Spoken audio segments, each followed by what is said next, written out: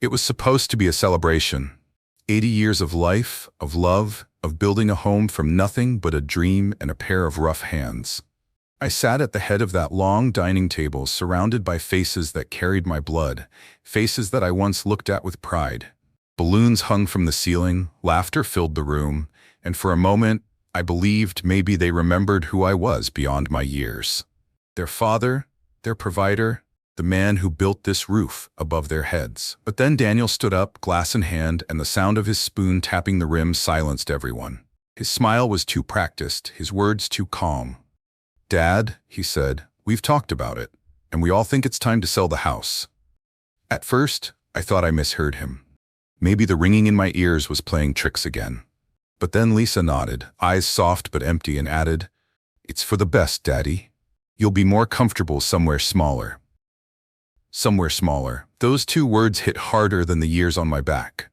My own children, standing there like strangers, announcing that the walls which carried their laughter and tears were now just a solution to their debts. They didn't ask me. They didn't even look at me when they said it. They just decided. Like I wasn't sitting right there. Like I was a piece of old furniture they'd already agreed to move. I watched the guests glance around the table, unsure whether to clap or stay quiet. Some forced smiles, others lowered their eyes. My cake sat in front of me, candles still burning, wax dripping into the frosting. I hadn't even blown them out yet, and already my family had blown out everything that mattered. I felt something in my chest, not anger, not sadness, but a quiet ache. I wanted to speak, but I didn't. Words would have been wasted. You see, when you reach 80, you learn that silence can say more than shouting ever could. I smiled instead. Small, polite, the kind of smile that made Daniel believe I was too tired to argue. The kind of smile that fooled Lisa into thinking her fake concern was working.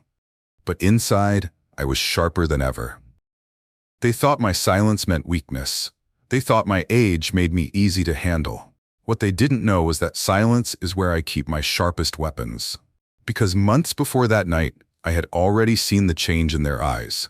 The way Daniel stopped calling me Dad and started calling me Pops, like I was some old relic from another time.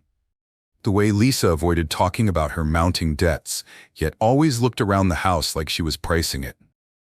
Even Mark, my youngest, had started to look away whenever money was mentioned. So while they thought I was dozing in my armchair, I was planning. I'd visited my lawyer quietly, early in the mornings when the air still smelled like dew. I'd signed papers, moved titles, changed names. They thought they owned my time, my home, my peace. But that house no longer belonged to me, and that was the one secret I carried like armor under my worn-out shirt.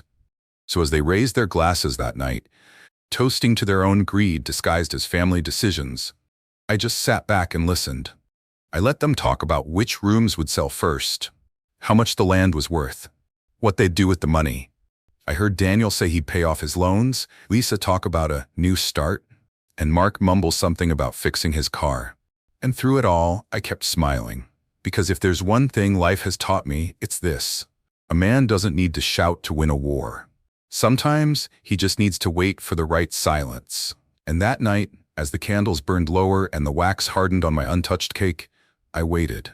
I waited for their laughter to fade, for their arrogance to settle. Because before the night ended, they would learn exactly what silence can do. Hello there, my friend. It's good to have you here with me tonight. I don't take your time for granted, not 1 second of it. You could be anywhere, doing anything, but instead, you're here, listening to an old man's story. And maybe that means you understand something most people don't anymore. Maybe you know that behind every wrinkle there's a memory. Behind every quiet breath, there's a lesson. I've lived 80 long years, and I've seen what love can build and what greed can destroy. So sit with me for a while, and let me tell you how it feels when the people you gave everything to forget who you really are. You know, I've learned that the world doesn't always listen to old voices. They think because your back bends and your hands shake, your mind must have gone too. But let me tell you something. Wisdom doesn't fade with age, it deepens. The more they doubt me, the more I see the truth in their eyes. That's what happened that night on my birthday. They looked at me like a man whose time had passed, someone too weak to stand up for himself. But that's the thing about being underestimated. It gives you the quiet advantage. They couldn't hear the storm building behind my smile. I've spent years watching generations rush past, chasing quick rewards, forgetting that respect is something you earn by how you treat the people who raised you. My children thought I was just sitting in my old chair waiting for the end, but I was paying attention. Every conversation, every whisper, every plan they thought I didn't understand. I caught all of it.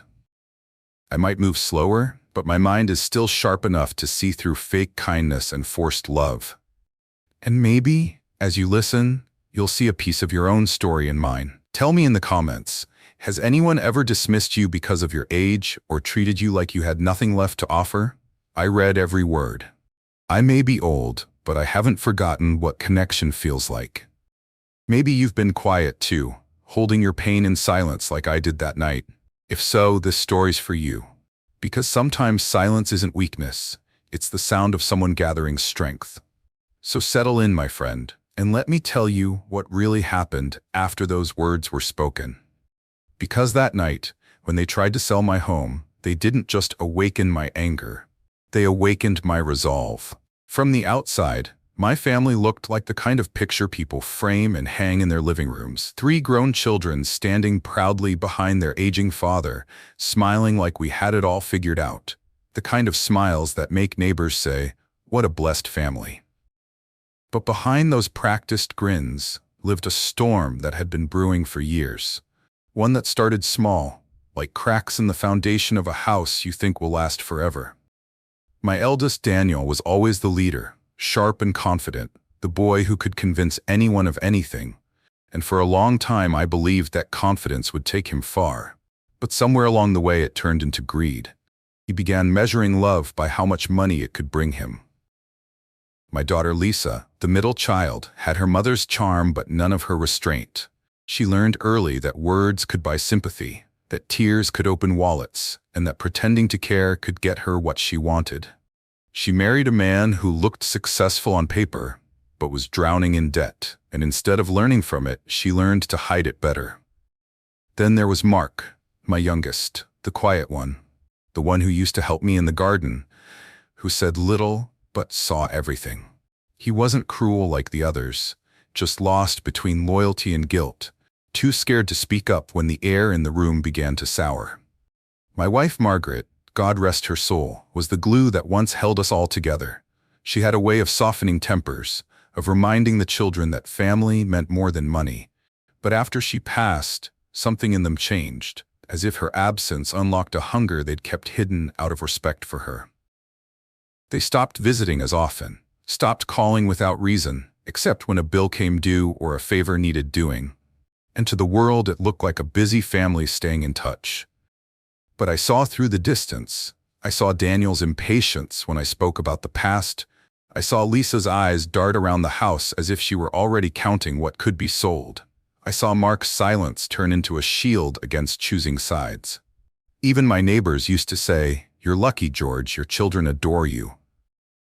And I'd nod, pretending I believed it, because it was easier to lie than to admit that love in my home had become a transaction, wrapped in polite smiles and birthday gifts that came with unspoken strings attached. The truth was, my children no longer saw me as their father. They saw me as the last asset on their list, the final piece of real estate before their debt swallowed them whole. And I had no proof, only instincts. But I've lived long enough to know that when your gut tells you love is shifting into convenience, you listen. I kept my suspicions close, watching them play the roles of devoted children while quietly building their plans. And though I never let on, I had already decided that if they ever turned their greed toward this house, the one I built with my own 2 hands, I'd be ready. They thought I was too old to notice, too gentle to fight, too sentimental to protect myself. But what they didn't understand was that even the quietest father remembers how to guard what he built, especially when he's the only one left who remembers what it cost to build it. I still remember the first day I laid eyes on this land. Just a patch of dirt, nothing but weeds and stones. But in my mind I could already see a house standing there, A home where laughter would echo through the halls and the smell of my wife's cooking would wrap around the walls like comfort itself. I was 25 then, freshly back from the service, carrying more calluses than coins, but Margaret believed in me. We didn't have much, just a shared dream and a borrowed shovel, and we built that dream one board, one nail, one long night at a time. I worked double shifts at the mill, came home covered in sawdust and sweat, and still managed to dig trenches by lantern light because I wanted to leave something behind that my family could always return to. A promise made out of timber and love. When the children were little, that house was alive. Daniel used to run down the hallway with a toy airplane, pretending to fly to the stars. Lisa used to help her mother bake pies, leaving flour handprints on every surface she touched. And Mark would sit beside me in the shed, Steskar watching quietly as I fixed old tools, his eyes curious and bright. The porch was where Margaret and I sat every evening, listening to crickets sing and counting blessings instead of money. That porch, that yard, that roof, every inch of it holds a piece of my life I can't replace. When the storms came, and they always did, that house stood firm, and I took pride in knowing that I'd built something that could weather anything. Or at least, I thought it could. As the years passed, I sacrificed more than I ever said out loud. I sold my father's old truck to pay Daniel's college tuition. I refinanced the house when Lisa's husband lost his job, so they wouldn't lose theirs. I used my savings, every penny I had, to help Mark start his first business, even though he insisted he'd pay it back someday. I told myself that's what fathers do. They give without keeping score. But somewhere along the line, those sacrifices became invisible. The things I gave were forgotten, and the things they took became expected. The house, my greatest pride, turned into just another line on their balance sheet. There's one thing about this place that always stood out to me: the old oak tree behind the house. I planted it the same week we moved in. Margaret used to hang a swing there, and the children would play under its shade until the sun went down. She said that tree was our family's heart, strong and rooted, bending but never breaking. When she passed, I buried a letter beneath it. A letter only she and I would ever know about, my last promise that I'd protect what we built no matter what it cost me. Every time I walked past that tree, I felt her watching, reminding me to stand tall, to protect the legacy she helped me shape. So when I sat at that table on my 80th birthday and heard my children speak of selling this home, I didn't just hear a business decision. I heard the sound of every nail I hammered, every tear I wiped, every sleepless night I spent trying to give them a better life being stripped away in seconds. They weren't just selling a house, they were selling the proof that I ever mattered. They were putting a price on the very thing that defined who I was. And as I looked out the window that night, I saw the oak tree swaying softly in the wind, and I realized something. The roots still held firm. The tree hadn't forgotten its promise, and neither had I. It started small, as betrayal often does, not with a slap or a scream, but with a sentence that cuts deeper because it's spoken so casually, like it means nothing. We were sitting in the living room a few weeks before my birthday, sunlight streaming through the curtains, and Daniel was pacing the floor, phone in hand, talking numbers, loans, and deadlines. I'd been listening quietly, half lost in thought, when he suddenly looked at me and said, "Dad, you wouldn't understand. This is grown-up business." He laughed after he said it, but it wasn't the laugh of a son. It was the kind of laugh people give to someone they've already stopped respecting. I felt that one like a blade between the ribs. Grown-up business. The words echoed in my chest long after he left the room. I built his entire world with my own hands, but somehow in his eyes I'd become a relic, a burden too old to keep up with grown-up talk. A few days later, Lisa came by, pretending to check on me but really looking around, scanning the place like a buyer before an auction. She ran her hand across the dining table Margaret and I built together and said with a soft chuckle, "You know, Dad, this house has that old smell. Buyers love that rustic feel." I smiled because I didn't trust my mouth to say what my heart was screaming. Old smell, rustic feel. She was already speaking as if the walls that held her childhood belonged to someone else. She had no idea that every scratch on that table had a story. The time Daniel spilled his milk and cried, The night Margaret burned her first roast and we laughed until we cried harder. To her, it was decor. To me, it was life itself. Then came Mark, the quiet one, the only one I still thought saw me for who I was. We were out by the garden, pulling "let things go, you've done enough." I wanted to believe he meant it kindly, but those words, "you've done enough," sounded like a curtain call.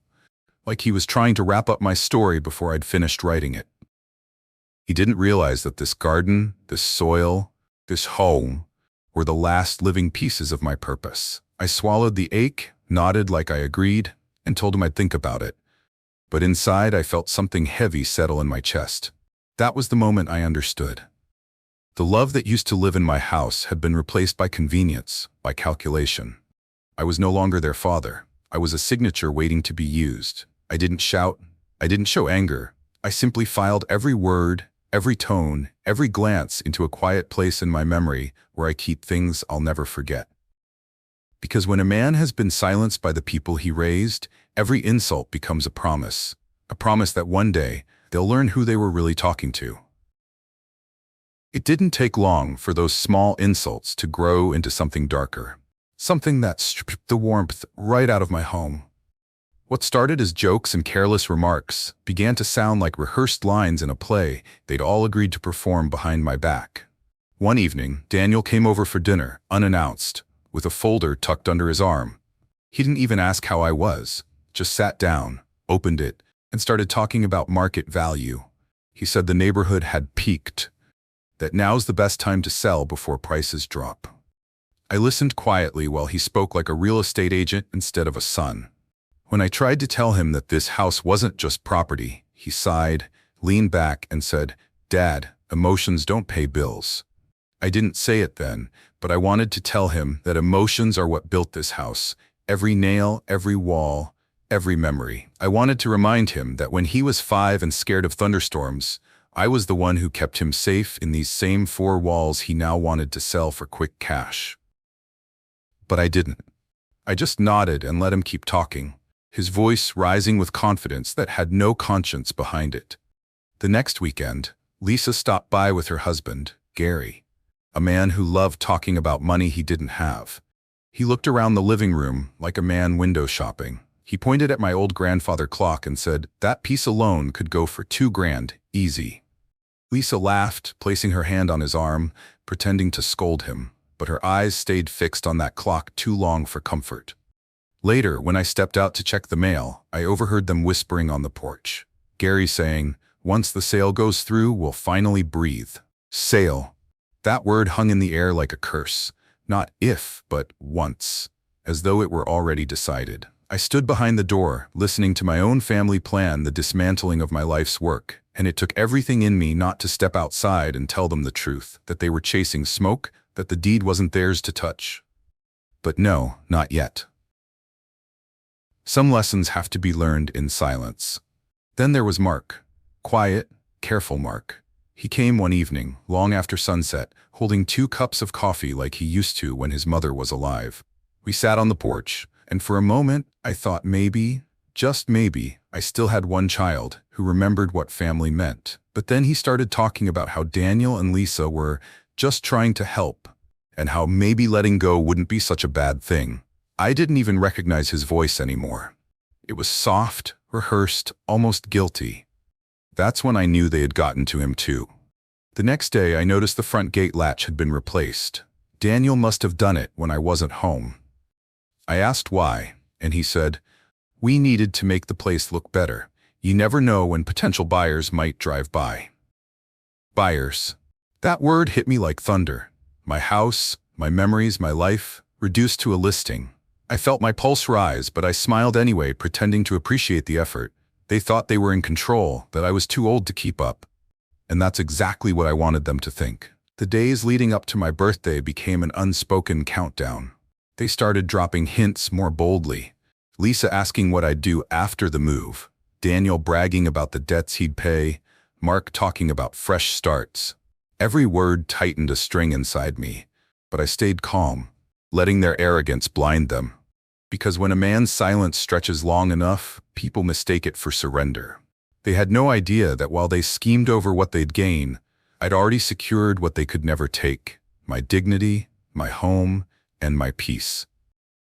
They thought they were approaching a victory, but what they were really walking toward was a reckoning. The first real sign came one quiet morning when the mailman handed me an envelope I didn't recognize, my name printed neatly, but the return address wasn't mine. Inside was a letter from the bank, mentioning preliminary inquiries about a possible sale of the property. My chest tightened. I hadn't spoken to the bank in years. I folded the paper slowly, pretending not to shake, and slipped it into my jacket pocket. That night, when Daniel came by, I mentioned the letter casually, just to see his face. He froze for half a second, just a blink, then smiled too quickly and said, "Oh, that must be a mix-up. Banks send all sorts of junk." His words were smooth, but his eyes flickered with panic. That was the moment I knew. My son was lying to me. After that, I began noticing little things I'd missed before. My filing cabinet in the study, the one where I kept old documents, insurance papers, Margaret's will, had been rearranged. The lock didn't sit right anymore, as if someone had picked it and then tried to hide the evidence. My gut told me Daniel or Lisa had been there while I was out running errands. Then one afternoon, I overheard Lisa on the phone in the kitchen, her voice hushed but urgent. "Yes, the appraisal will be fine. He won't notice anything until it's done," she said, pacing near the window. She turned and saw me watching her, and for a split second, her face drained of color before she forced a smile and hung up. "Just a telemarketer," she said, her tone sugary and shaky at once. I didn't answer. I just nodded, but inside, I was already memorizing every word. A few days later, I checked my bank account out of habit and saw a small withdrawal I didn't make. It wasn't much, a few $100s, but it was from an old joint account that should have been untouched since Margaret passed. My children didn't think I'd notice, but I noticed everything. Every missing dollar, every shifted folder, every uneasy glance they shared when I walked into a room. They were trying to move quietly, hoping I'd die before the paperwork caught up. I started staying awake later at night, sitting by the window where the moonlight hit the oak tree outside. That tree had always been my anchor, the same one Margaret and I planted when we built this place. It reminded me of promises, of how roots run deep even when storms hit hard. And as I sat there, I realized I wasn't just fighting for a house. I was fighting for every ounce of meaning that tree stood for. Then one evening, I overheard them. The three of them in the hallway, thinking I'd already gone to bed. Daniel's voice was low and impatient. "We can't keep waiting. The realtor's ready to list. Once we get the signature, it's done."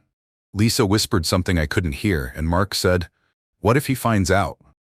There was a pause, then Daniel's voice again, calm but cold. "He won't. He's 80, he barely reads the fine print." I sat there in my chair, in the dark, listening to my own children plot against me under my own roof. And even though my hands trembled, my heart steadied. Because in that moment, I stopped feeling like a victim. I started feeling like a man who'd been underestimated for the last time. They thought they were being clever, but every whisper they traded, every paper they touched, every lie they told, they were building their own trap. And I was patient enough to let them finish it. They had no idea that the proof they feared I'd never find was already in motion, waiting quietly, just like me. The night I found the proof, the house was quiet, the kind of quiet that presses against your chest like a held breath.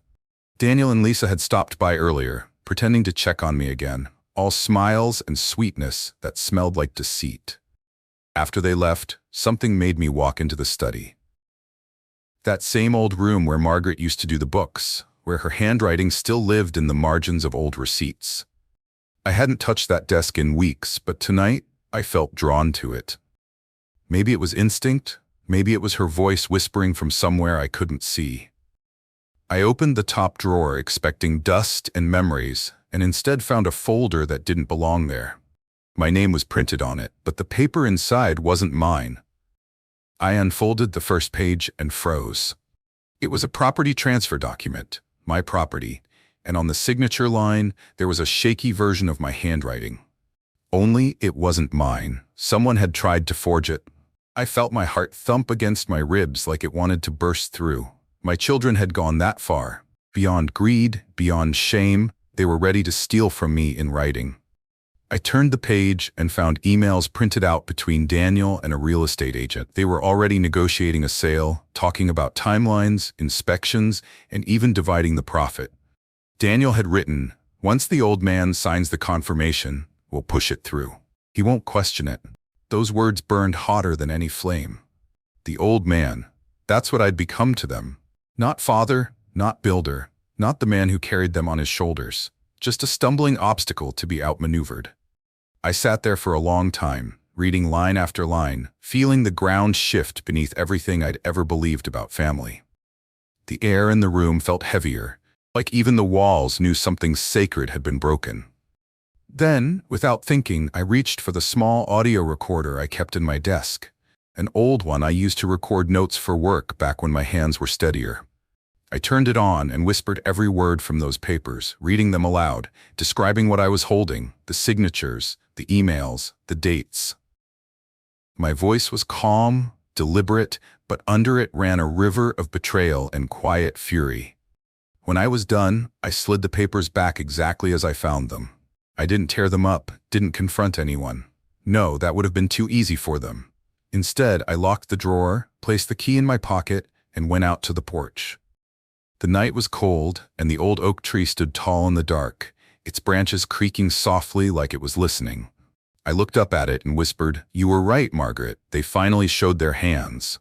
That was the night I stopped wondering if my children loved me and started planning how to make them remember who they were dealing with. I didn't need anger. I didn't need revenge, not the loud kind anyway.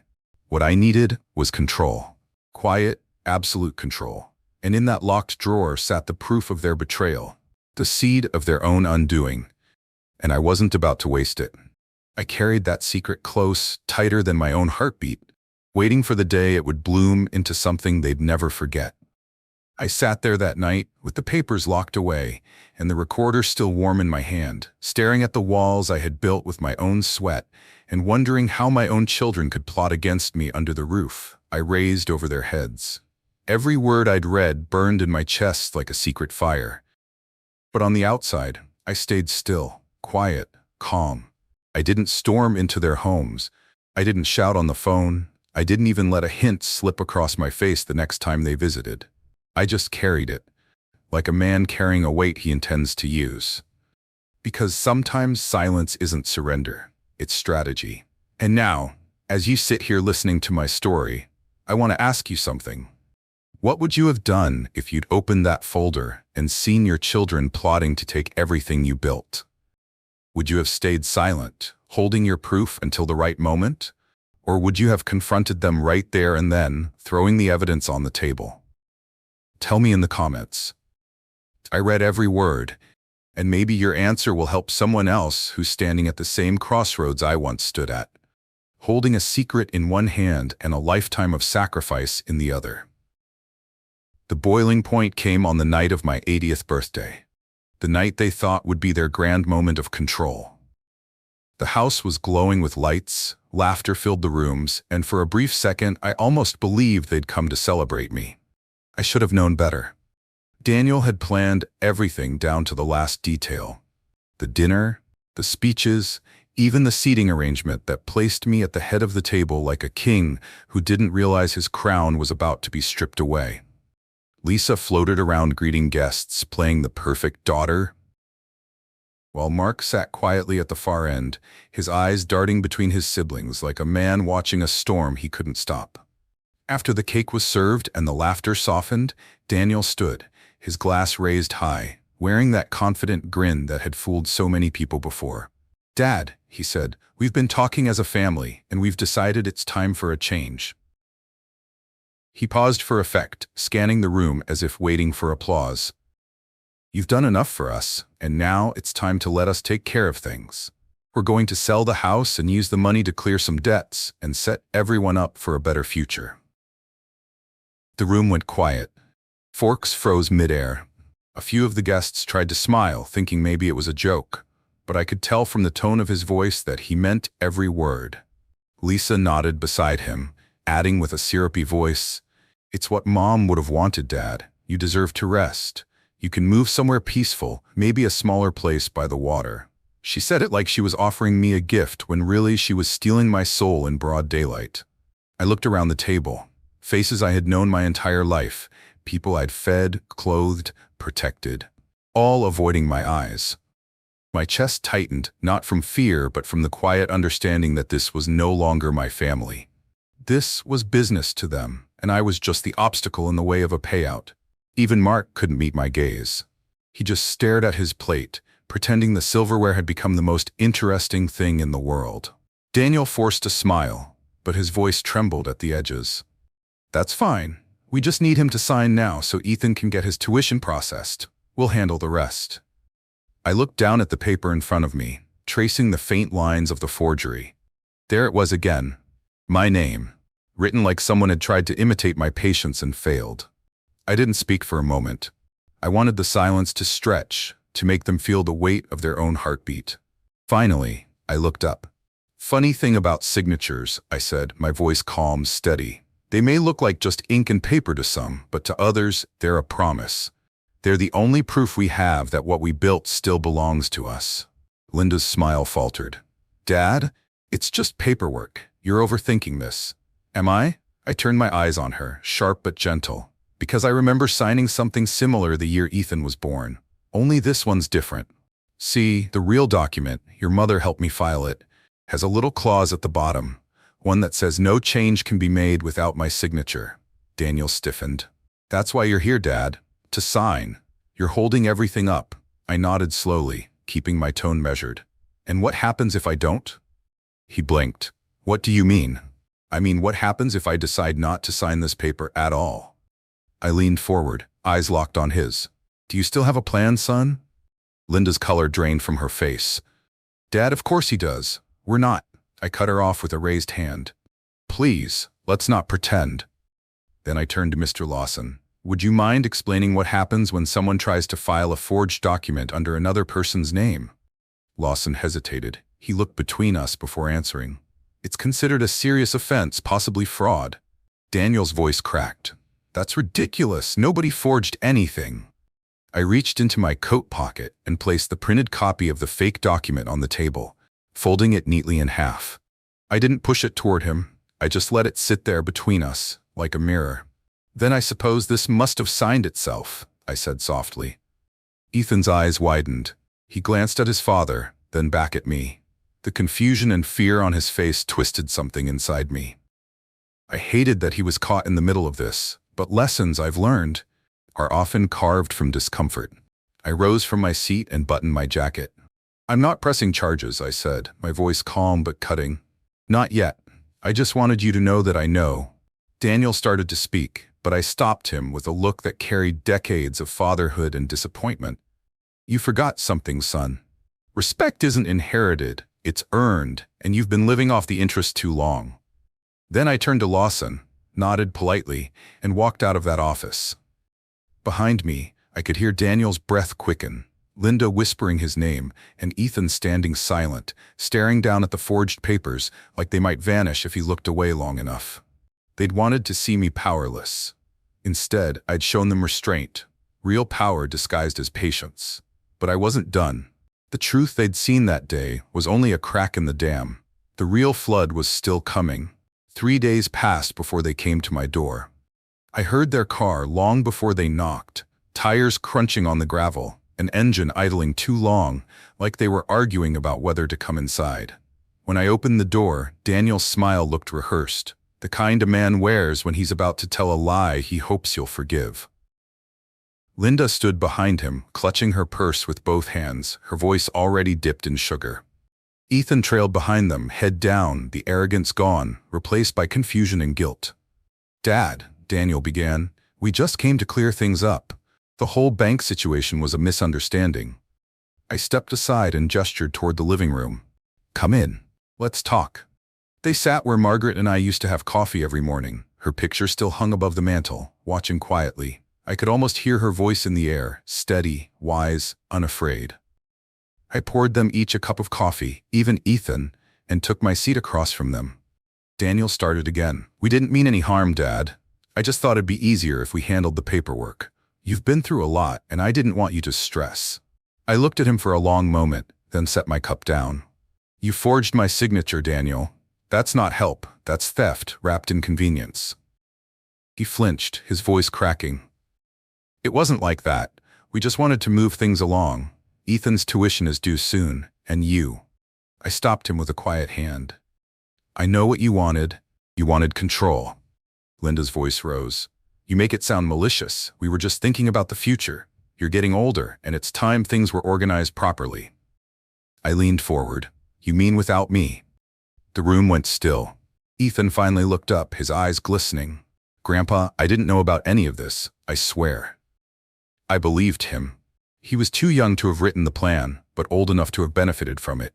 I didn't respond. Instead, I reached into my desk drawer and pulled out 2 envelopes. One thin, one thick. This one, I said, handing Daniel the thin envelope, is a copy of the fraud report I filed with the bank. Mr. Lawson advised me to pursue legal action, but I told him I'd handle it privately. His fingers trembled as he opened it. His eyes darted across the printed letter, then froze when he saw his own name listed as the origin of the forged request. Dad, you didn't have to do this. I didn't have to, I agreed, but I did, because sometimes a man needs to hold up a mirror before he holds out forgiveness. I placed the thicker envelope on the table. And this, I said, is my updated will. You might want to read it before you assume where you stand. Linda's voice shook. What did you change? Nothing dishonest, I said. Just corrected a few things. The house, the farm, the trust, all of it stays in the family. But control now passes through a clause that locks it permanently under my signature. Ethan's college fund remains intact, but only accessible after his graduation, not before. He'll earn it the way his grandmother intended, through patience, not entitlement. Daniel's eyes widened. You can't do that, I smiled. I already did. Then, without another word, I reached over to the small shelf beside the desk and pressed play on my old tape recorder. The faint hum filled the room, followed by the voices I'd captured days earlier. Linda, once Grandpa's ready for assisted living, we can list the place. Daniel, that'll cover Ethan's last 2 years. Ethan laughs. Yeah, Grandpa won't even notice. The sound cut off, leaving only silence. No one moved. Daniel's hand fell to his side. Linda's lips parted, but no words came out. Ethan's face turned pale as paper. I stood and looked at each of them, one by one. You recorded your greed with your own mouths. I didn't have to say a word. I just wanted you to hear what you sound like when you forget where you came from. Daniel rubbed his face, muttering, Dad, we didn't mean it like that. I shook my head. Then you should have meant it better. I walked to the window, looking out at the field. Margaret and I once worked together. Your mother used to say that every family reaches a moment where the truth has to walk in and clear the table. I guess this was ours. I turned back to them, calm, composed, and utterly certain. I'm not pressing charges, and I'm not cutting you off completely. But things are going to change. You don't get to spend my silence anymore. Ethan's voice cracked. Grandpa, I'm sorry. I nodded. I know, son. And maybe one day, that'll be enough. They sat there for a long while, the reality sinking in, their reflection echoing in the empty air. For the first time, they understood what silence can do. For a moment, no one spoke. The only sound in the room was the slow ticking of the clock above the fireplace. It was the same clock that had chimed through every Thanksgiving, every birthday, every argument that had ever filled this house. Now its rhythm sounded like judgment. Daniel sat there frozen, the papers still in his trembling hands. His eyes darted over the fraud report, then toward the tape recorder as if hoping it would vanish. The weight of his choices was settling over him like a heavy coat. Linda tried to find her voice, but nothing came out. Even her breathing was shallow. She kept glancing at the door, as if escape might erase what she'd just heard. Ethan, he just looked small. Not in size, but in spirit. The boy who once strutted through rooms, sure of his place in the world, was now staring at the floor with tears pooling at the corners of his eyes. He wasn't used to silence meaning something this heavy. He wasn't used to seeing me as anything more than a background figure in his story. But now he saw the truth. He'd been living in mine all along. I let the silence stretch. I wanted them to feel it. The same emptiness I'd carried that night at the Thanksgiving table. Then I finally spoke. My voice was calm, but it cut through the room like cold air. You see, I didn't call you here to punish you. I called you here to remind you. Daniel lifted his head. His eyes were bloodshot, and he looked older than he had an hour ago. Remind us of what? He asked quietly. That you can't build a future by burying the people who built you, I said. You can't fake integrity and expect it to spend like real currency. Respect isn't a hand-me-down. You earn it every time you choose truth over comfort. Linda looked away, pressing a tissue to her eyes. Daniel said nothing, just stared at the floor. Ethan wiped his face and whispered, I'm sorry, Grandpa. I didn't mean to hurt you. I thought I was just joking. I walked over and placed my hand on his shoulder. I know, son, but words can wound deeper than you think. You're young, and that means you've got time to do better. Don't waste it. He nodded, tears spilling freely now. I turned to Daniel. You've got two options. You can keep pretending none of this happened, or you can start earning back the trust you've broken. But understand this, you'll do it without my money holding you up. That fund stays locked until the boy finishes his education. If he does it right, he'll find it waiting for him. Not before. Daniel opened his mouth to argue but stopped. Maybe he saw something in my eyes that told him the conversation was already over. I'm not angry, I said quietly. I'm done being angry.